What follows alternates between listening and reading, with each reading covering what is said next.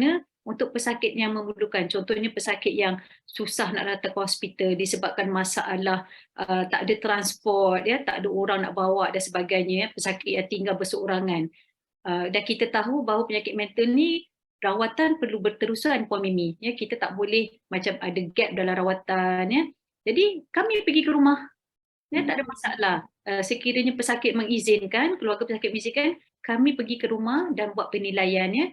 Dan bila kami pergi ke rumah tu, kita bukan saja kita merawat pastikan tak ada gejala Puan Mimi. Dalam masa yang sama kita empower juga pesakit kita supaya boleh hidup berdikari dan seterusnya dia sendiri pandai nak datang ke klinik. Okay, so tempoh masa rawatan pasukan komuniti ni dalam mungkin setahun, 2 tahun macam tu, dan biasanya dalam masa setahun 2 tu pesakit kita dah insya-Allah mampu berdikari dah. So kat mana kita rawat pesakit bukan setakat kat rumah. Kalau pesakit rasa macam, doktor, kalau kita jumpa kat kedai makan boleh tak?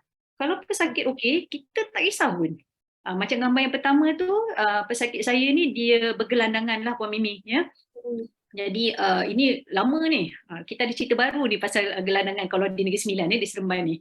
Jadi dia bergelandangan dan dia tinggal di kawasan pasar. Jadi kita pergi. Dan masyarakat Malaysia ni punyalah best Puan Mimi. So pesakit kita ni bergelandangan tapi yang warga di pasar tu semua bantu. Bantu bagi dia makan, tolong bagi makan ubat pun, ya. So memang indah lah community support kat Malaysia ni kan. Kita memang masyarakat yang prihatin lah Puan Mimi, ya. Alhamdulillah. So kalau boleh pergi kepada gambar yang seterusnya, Urus Setia. Slide seterusnya, okey. So ini kan pesakit kita yang mana kita sama-sama buat gotong royong, ya. Kita ajar dia macam nak kemas rumah, bersihkan rumah. Kemudian untuk pesakit ni pula kan dia tanah luas, ya, di kawasan rumah dia. Jadi kita ajar dia skill macam mana nak bercucuk tanam. Kan?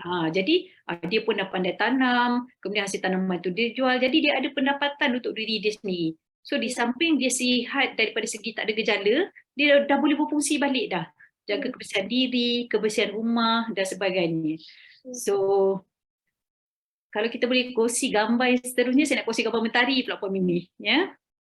So ni what mentari is, mesti orang tanya kan apa maksud mentari tu kan Puan Mimi kan, why mentari, ya. Okay.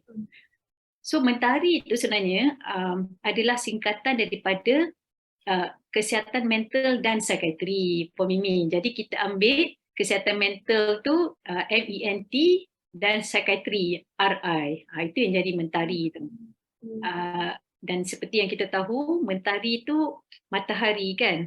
Jadi dia seperti simbol harapan di situ, ya. Simbol sinaran, simbol yang positif, ya.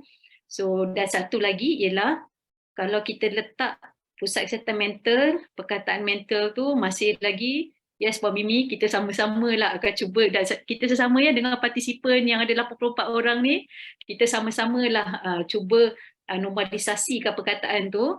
Tapi antara sebab kenapa kita branding kan pusat kesihatan mental masyarakat kita ada kepada mentari supaya kita nak reduce stigma tu. Jadi mentari itu sebenarnya adalah pusat kesihatan mental masyarakat yang mana dah ada 30 di Malaysia ni. So gambar seterusnya Urus Setia. So inilah mentari Kuala Pilah yang saya share tadi. Memang betul-betul dekat Pekan Kuala Pilah. Bangunan yang di simpang jalan tu, ya, yang mana memang tengah-tengah pekan. Mentari ni saya kira 2017 sudah 6 tahun dah, 6 ke 7 tahun dah mula berfungsi, ya. Setakat ni alhamdulillah diterima masyarakat dengan baik, ya. In fact benda ni sesuatu yang saya kira dihargai oleh masyarakat juga, ya, sebabnya bila ada mentari ni jadi mereka tahu kalau diri mereka atau ahli keluarga mereka yang struggle dengan masalah kesihatan mental, situlah tempat dia nak pergi. So mentari ni kalau kita turun jalan kat bawah tu, turun jalan kaki, hujung tu stesen bas Kuala Pilah Puan Mimi. Punya senang lah nak ke mentari kita ni, ya. Okey. Jadi gambar seterusnya pihak Urus Setia. Okay, ini adalah situasi macam mana keadaan di dalam mentari ya. So dalam tu kita ada ruang yang luas untuk kita buat aktiviti ya, untuk pesakit menunggu, ahli keluarga menunggu. Kita ada TV ya, sementara nak tunggu tu kita boleh pesakit boleh menonton TV. Actually ada karaoke set kalau aktiviti hari tu pesakit rasa macam nak karaoke. Ada meja pingpong pun Mimi, kalau hari tu pesakit rasa macam nak main pingpong, kita buka pingpong table. And then ada komputer kat hujung sana yang mana digunakan oleh pesakit if they want to access the internet kan, ataupun diorang nak mendaftar dengan perkeso untuk pencarian pekerjaan melalui My Future Jobs di komputer tu lah. So ini adalah ruang terbuka di mana pesakit, keluarga, staff, volunteers silalah gunakan ruang ini untuk menjalankan apa-apa aktiviti yang bersesuaian ya, yang kita sama-sama boleh jalankan.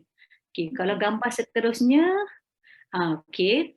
So ini yang saya sebut tadi, social enterprise kita, Puan Mimi. Kalau di Kuala Pilah tu, itulah social enterprise daripada segi penjualan buah-buahan. Jadi yang jalankan ni adalah semuanya pesakit-pesakit kita. Ya, yang mana kalau tak adalah mentari ni Puan Mimi dan tak adalah aktiviti ni, pesakit kita ni mungkin akan berada di rumah sahaja. Tidak menjalankan aktiviti dan tidak dapat berfungsi seperti biasa. Jadi bila kita wujudkan aktiviti ni, number one, dia dah terus ada kefungsian daripada segi penjagaan diri tu dah terus ada. Sebab dia nak keluar rumah, nak datang mentari, perlulah siapkan diri dulu kan. So kita dah dapat bantu pemulihan daripada aspek penjagaan diri. Kedua, nak datang mentari, perlu naik transport. Kan? Kat situ pemulihan daripada segi penggunaan penglibatan dalam masyarakat, menggunakan fasiliti dalam masyarakat, dan sampai mentari buat pula aktiviti ni, yang mana kita pulihkan balik daripada segi kefungsian pemikiran ni kognitif kan. Jadi pesakit boleh belajar balik untuk fokus buat kerja, belajar balik macam mana nak potong buah tu, nak saiz macam mana, belajar macam mana nak packing kan. Semua tu adalah fungsi kognitif yang kita pulihkan kembali melalui aktiviti ni. Dan seterusnya, buah ni akan dijual di kawasan hospital dan dapat keuntungan tu kita akan bahagi-bahagikan kepada pesakit ni. Jadi diorang dapat pendapatan hasil daripada itu, dan seterusnya when they are ready, mereka akan bekerja di luar sana, pekerjaan yang sepatutnya kompetitif. So ini dekat bahagian belakang mentari Kuala Pilah ni, yang mana mereka mewujudkan aktiviti pertanian sayur-sayuran. So ini the first time yang diorang buat ni. Puan Mimi boleh teka tak agaknya pokok sayur apa yang diorang tanam dekat Kuala Pilah ni? Saya tak pasti, macam pokok cili pun ada tapi saya pun tak tahu daripada sini kan. Masya Allah, tekaan yang tepat Puan Mimi. Oh ya. Yeah. Okey, tahu tak kenapa pokok cili? Okay, bila kita buat aktiviti rehabilitasi di mentari ni, kita nak empower, perkasakan pesakit kita tau. So sebarang aktiviti kami di mentari, kita akan berbincang dengan pesakit dulu. Okey, kita akan tanya apa aktiviti yang kita patut buat ya. So kita libatkan pesakit. Pendapat yang sangat brilian Puan Mimi, kenapa pokok cili? Sebab Negeri Sembilan ni masak lomak cili api Puan Mimi. So masak lomak cili api ni adalah makanan staple di Negeri Sembilan ni. Kalau Puan Mimi pergi kedai makan ke, kalau masak lemak kuning tu bermacam-macam jenis lauk. Daging salam masak lemak cili api, cendawan masak lemak cili api, ikan masak lemak cili, semua guna cili api. Jadi kalau you tanam cili, confirm boleh jual. Confirm laku. So idea daripada pesakit sendiri tu yang kita buat penanaman cili the first time tu. Dan kita buat jugalah penanaman sayur-sayuran yang lain. Dan suka saya nak kongsikan ya, kita ada satu program yang mana kita dapat kerjasama daripada pihak Perkeso dan Tabung Haji, yang mana untuk mentari Kuala Pilah ni kita telah berjaya mendapatkan dana dan kita dah upgradekan dah kawasan ni. Kita siap ada greenhouse lagi. Ini untuk tuan-tuan dan puan-puan yang berminat, kalau lalulah dekat Kuala Pilah tu, cuba tengok greenhouse tu, cantik ya. So lagi proper lah ya aktiviti vegetable farming mereka ni ya. Okey. So kalau boleh saya kongsi sikit pasal yang restart program ni Puan Mimi, sebabnya ini adalah saya kira satu inisiatif yang baik lah ya. Satu contoh ya yang mana pihak dalam kesihatan mental ni kan, semua pihak sebenarnya boleh bekerjasama dan perlu bekerjasama. Jadi macam yang saya sebutkan awal tadi ya, di Mentari kita memang fokus utama kita ialah kita nak bantu pesakit kita kembali ke alam pekerjaan. Untuk itu, pihak Kementerian Kesihatan, bahagian psikiatri dan kesihatan mental, kita telah bekerjasama dengan pihak Perkeso. Seperti yang kita tahu, Perkeso ni adalah agensi yang paling besar kan kalau daripada segi pekerjaan ni. Jadi semenjak tahun 2020 macam tu, kita telah memulakan kerjasama ni ya, dengan Perkeso untuk membantu ya, pesakit-pesakit mental kita untuk mendapatkan pekerjaan. So ada sedikit gambar yang saya kongsikan ya. Seterusnya di mana ya kita bersama-sama lah ya, pihak psikiatri KKM dan juga pihak Perkeso, kita sama-sama membuat penilaian ke atas pesakit dan seterusnya kita sama-sama tolong pesakit kita dalam mendapatkan pekerjaan. Kalau kita tunjukkan gambar seterusnya, Urus Setia, di sini di pejabat Perkeso sendiri ya, kita daftarkan pesakit kita dalam portal mereka ya, My Future Jobs. Untuk tuan-tuan dan puan-puan yang mengikuti ya, yang dalam proses nak mencari pekerjaan, saya sangat sarankannya untuk masuk My Future Jobs portal ni, di mana di situ mereka akan ajarlah step by step macam mana nak mewujudkan akaun, seterusnya apa information yang kita perlu masukkan. Within 10-15 minutes Puan Mimi, siap resume. Macam pesakit saya ni, dalam masa 15 minit, pihak Perkeso bantulah ya macam mana cara nak guna semua. Masa tu baru kami pun belajar. After 15 minutes, wah resume cantik Puan Mimi. Siap gambar pesakit saya semua kan untuk minta kerja. Dan pada hari tu juga ya, kita dah dapat untuk memohon pekerjaan secara online kepada 10 majikan. Di portal ni, dia punya job bank dia, peluang pekerjaan dia sangat banyak Puan Mimi ya. So saya menggalakkan sangatnya rakan-rakan yang sedang tuan-tuan dan puan-puan yang tengah mengikuti ni ya, kalau bab nak cuba cari pekerjaan kan, cuba masuk My Future Jobs ni punya website ya. Jadi kita dengan Perkeso kita sama-sama ya bantu pesakit ya. Seterusnya kalau gambar seterusnya, bila pesakit pergi interview, kita pergi support ya, macam yang ni ada satu job fair dekat satu organisation ni ya, kita pergi sama-sama dengan pesakit kita. Kemudian gambar seterusnya ialah bila pesakit kita dah start bekerja, kami meneruskan support ya. Macam pesakit kita ni dapat pekerjaan dekat satu syarikat landscape lah. Ya, so ini adalah program kita bersamalah dengan pihak Perkeso. Why kita berfokus kepada pekerjaan? Sebab kajian menunjukkan Puan Mimi ya, bila seseorang tu ada penyakit mental dan dia bekerja, kesihatan mental dia jadi lebih baik. Kajian menunjukkan bila seseorang pesakit mental tu bekerja dan mendapat sokongan sebegini, mereka stabil, kesihatan mental mereka stabil berbanding dengan orang yang tak bekerja, pesakit yang tak bekerja, mereka ni jarang masuk ke hospital. Kualiti hidup lebih baik. Jadi sebab itulah pihak Kementerian Kesihatan when it comes to pemulihan pesakit mental ni, kita menjurus kepada pekerjaan. So itulah di Mentari memang ni lah aktiviti kita pun banyak menjurus kepada untuk supaya pesakit kita semua mempunyai kemampuan untuk bekerja semula. Sebelum kita nak teruskan kepada slide saya, kita pun dah nak habis, nak kesetukan masa. Saya nak pergi kepada soalan dulu, boleh? Boleh. Kejap je rasa masa berlalu. Betul, sebab banyak informasi yang diberikan. Tapi saya just nak bertanya lah soalan daripada pihak mereka-mereka yang datang dah hadir pada pagi ni. Panic attack, dia dikaitkan dengan depression atau macam mana? Dengan kemurungan atau macam mana? Baik, okey. So panic attack ya. So panic attack ni, okey. Kalau setakat panic attack, saya rasanya pun mungkin kita semua pernah mengalami serangan panik ni. Kalau saya bagi contoh, betul, macam panik dengan anxiety berbeza lah ya kan? Dia macam anxiety tu lebih kepada macam rasa risau, simptom macam lebih kurang sama. panik tu bila anxiety symptom tu macam kuat sangat. Macam saya bagi contoh tadi kan, macam saya takut anjing, saya nampak anjing, saya akan panik. Saya akan macam anxiety tu kali 10 dia punya severity dia punya kekuatan dia. So itulah namanya panic attack. Biasanya panic attack ni dia kuat dan dia datang secara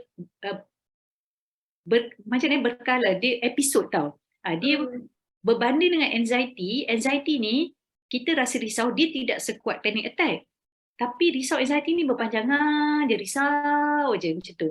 Panic attack ni, kita okey, tiba-tiba bam, datang serangan tu. Kita jadi berdebar-debar, takut semua. Dan serangan tu boleh 5 minit, 10 minit dan kalau kita macam buat pernafasan, tarik nafas dari dalam, bertenang, selawat kan. InsyaAllah ya panic attack tu dia akan berkurang dengan sendirinya.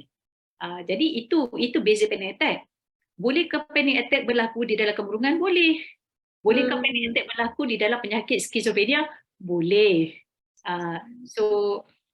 Dia itulah macam yang saya kongsikan tadi, sebabnya bahan-bahan kimia tu semua wujud bersama-sama di dalam otak. Jadi tidak mustahil murung pun boleh dapat serangan panik juga. Apa pun rawatannya tetap sama daripada segi ubatan untuk kemurungan dan anxiety ataupun panic attack, rawatannya sama. Saya harap menjawab soalan tu. Macam mana pula dengan ADHD? ADHD ni sebenarnya kalau tanya saya apa dalam bahasa Melayu saya tak tahu. Bahasa orang putih saya tahu. Attention Deficit Hyperactivity Disorder. Tapi ADHD macam mana pula? Dia penyakit mental ke atau lain? Okey. ADHD ni pun sesuatu yang tengah hot topic juga ni sekarang ni, Puan Mimi, sebabnya kalau macam zaman saya dulu, kita tahu ADHD ni adalah penyakit yang kita dapat daripada kanak-kanak. Saya sama je. ADHD ni dia termasuk dalam kategori apa yang kita panggil neurodevelopmental disorder. Memang penyakit yang kita dapat daripada kanak-kanak tau. Okay, yang kemudian dia progress. So ADHD ni, itulah saya pun tak tahu apa maksud dia dalam bahasa Melayu Puan Mimi. Tapi mungkin saya boleh terangkan daripada segi gejala kot ya. Yang mana seseorang yang mengalami ADHD ni, dia akan ada masalah daripada segi penumpuan. Ya, maksudnya dia senang sangat fikiran tu menerawang. Dia memang kalau cikgu ajar kat depan tu, dia memang tak fokus, dia akan fokus kepada pokok-pokok kat luar sana, dia akan termenung teringat cerita movie yang dia tengok malam tadi macam tu tau. So ada masalah daripada segi nak fokus. Dan satu lagi ialah dia akan ada banyak energi, Puan Mimi. Itu yang jadi hyperaktifnya, right? So seseorang yang ada ADHD ni, dia boleh ada dua-dua benda ni, yang tak fokus tu, inattentive dan juga hyperaktif, dan dia boleh juga ada macam salah satu tau, nampak hyperaktif je banyak, pun boleh juga ya. So penyakit ni kita nampak di kalangan kanak-kanak lah.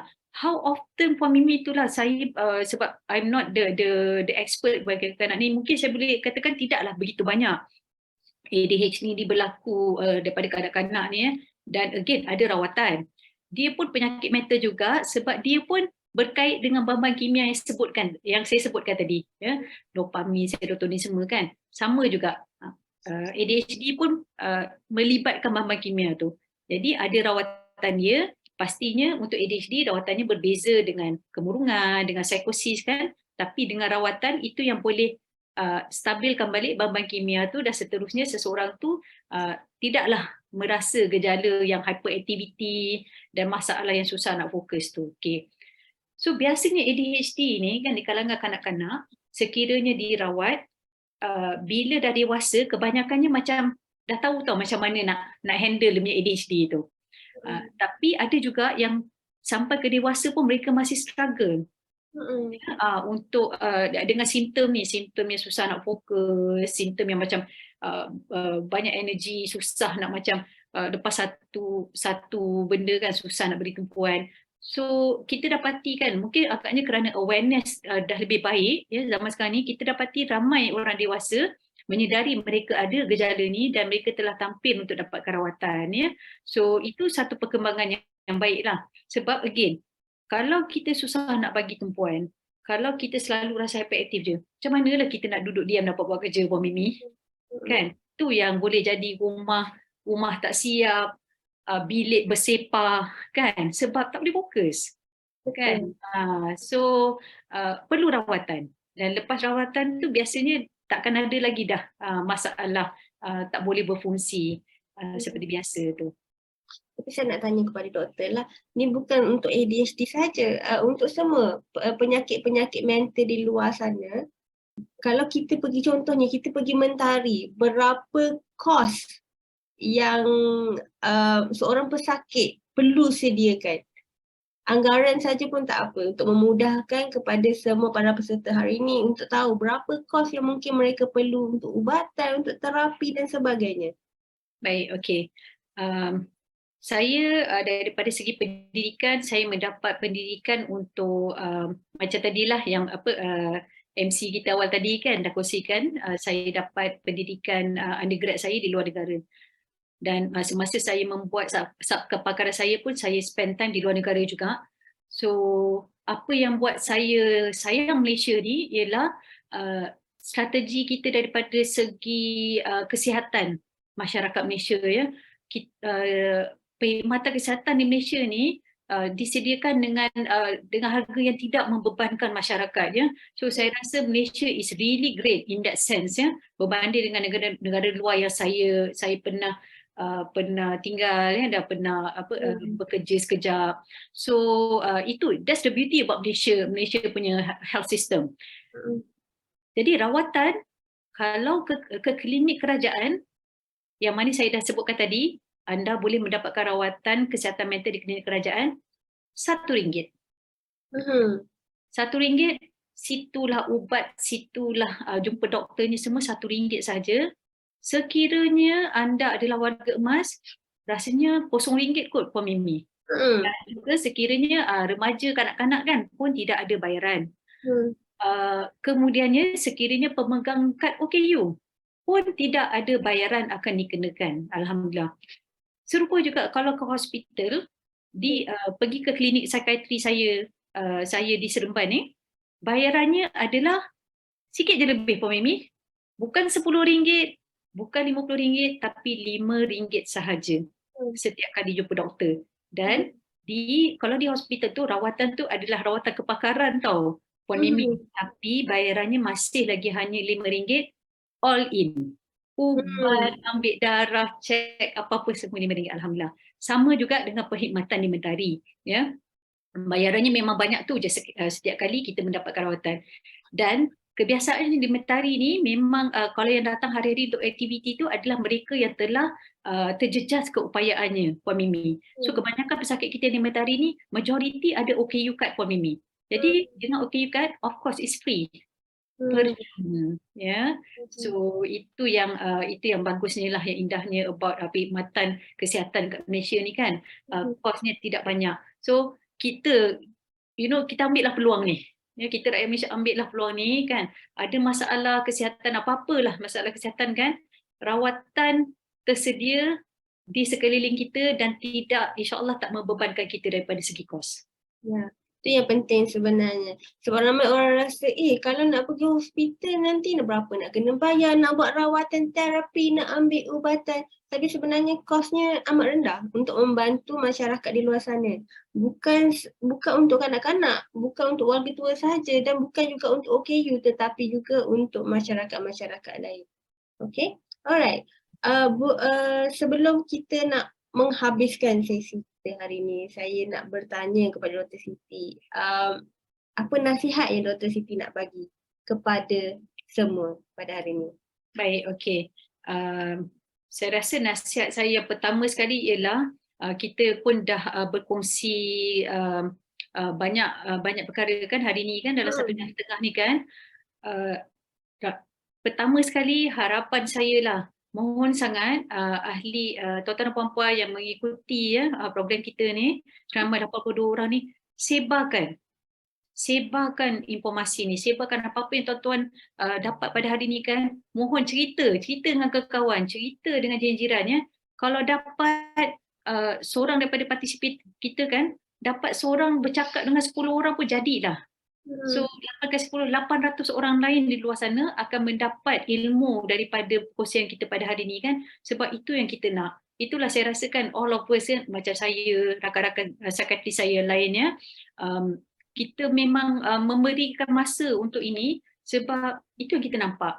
Di negara kita daripada segi awareness tentang mental health tu kita perlu lebih lagi. Perlu banyak lagi yang masyarakat kena faham dan tahu tentang kesihatan mental dan penyakit mental. So itu yang pertama. Dan pesan saya yang kedua, pesan.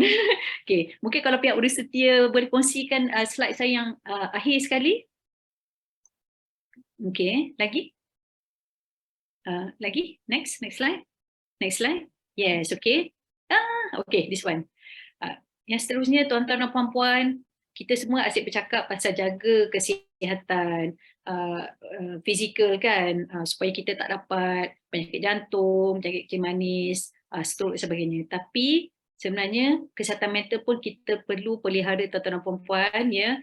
Mungkin kebanyakan kita macam take for granted kan, kita macam kesihatan mental kan, dan mungkin kita tak cakna pun yang benda ni penting untuk kita protect dan kita pelihara kan. Jadi tuan-tuan dan puan-puan, kita perlu jaga kesihatan mental kita dan macam mana cara nak jaga, okay? Nak memastikan bahawa kesihatan mental kita ni dalam keadaan yang kukuh dan baik, ingatlah 4 tiang ini. Okay? 4 tiang ni penting dalam menyokong kesihatan mental kita. So tiang yang pertama ialah tiang biologi, fizikal kita. So amalkan bersenam ya. Kalau boleh seminggu 3 kali tu pusing-pusing tasik dekat rumah tu ataupun jalan keliling taman perumahan ya. Pastikan tidur anda tidur yang mencukupi, tidak terganggu, pemakanan yang seimbang ya. Elakkan barang-barang seperti dadah terlarang, alkohol, rokok yang berlebihan ya. Dan sekiranya anda menerima rawatan ubat-ubatan, apa jenis ubat pun, patuh pada rawatan ya, jaga kesihatan fizikal kita. Kemudian tiang psikologi ya, cara kita berfikir, cara kita menangani masalah, cara kita menangani stres ya. So teknik relaksasi kan, saya jemput sangat tuan-tuan dan puan-puan, Google ya, dekat YouTube ada banyak video. Saya sendiri pun Google video untuk relaxation teknik, mindfulness breathing kan, benda tu perlu ya untuk kita amalkan, amalkan untuk kita rasa tenang ya. Kemudian belajar macam cara-cara untuk menyelesaikan masalah. Satu lagi yang favorite saya yang tengah trending sekarang ni ialah gratitude ya. Amalkan bersyukur ya, bersyukur dengan udara yang kita dapat hirup pada hari ini, bersyukur dengan kebolehan kita untuk boleh bertukar-tukar pendapat, bersyukur yang pagi ni kita dapat sarapan ya. So perkara tu pun membantu daripada segi psikologi kita. Tiang yang seterusnya ialah tiang sosial ya, pun sangat penting. Luangkan masa bersama keluarga, berhubung selalu dengan yang tersayang. Kalau ada hobi tu, libatkan hobi yang kita interact dengan orang lain ya.